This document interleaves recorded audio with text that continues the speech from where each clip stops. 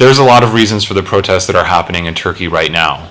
But one of the grievances that set off the initial protests, was a decision to transform Gezi Park into some kind of Ottoman-era barracks, shopping mall, and perhaps high-end apartment. This was perceived, with some reason, as part of a very centralized form of governance that issued decrees from far away about the direction and future of the urban landscape of Istanbul. Now, to be fair, many of the decisions that are taken were deeply unpopular, but nevertheless necessary. There is, for example, a hideously ugly bridge under construction across the Golden Horn, which is supposed to improve access to the different European parts of Istanbul and to ease pressure on existing routes, roads, rail, port, so on and so forth. The bridge, however, looks like something someone saw in a magazine somewhere in Europe and decided would be a good idea to put into one of the most unique and beautiful cities in the world. It's really ugly.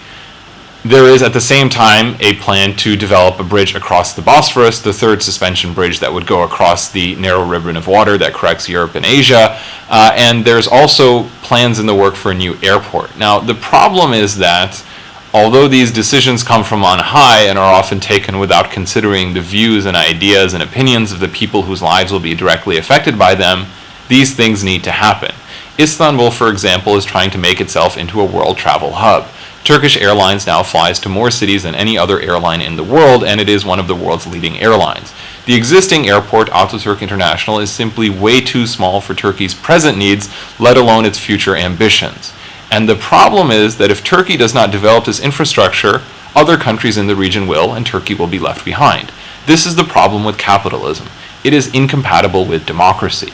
If Turkey does not develop itself as a travel hub, it will lose more and more ground to a place like Dubai. There is competition, and one cannot simply sit idly by and preserve the past without some accommodation to the future and the needs for future growths. That's the problem with capitalism. Everyone is forced to go along, and if you do not go along, you find yourself farther and farther behind. And if you find yourself farther and farther behind, you find yourself more politically, socially, economically, and culturally vulnerable to forces that you are unable to affect. Countries that isolate themselves invariably become countries that can be targeted, weakened, or undermined. So you either play the game or you play the game. There is no sitting on the sidelines with global capitalism.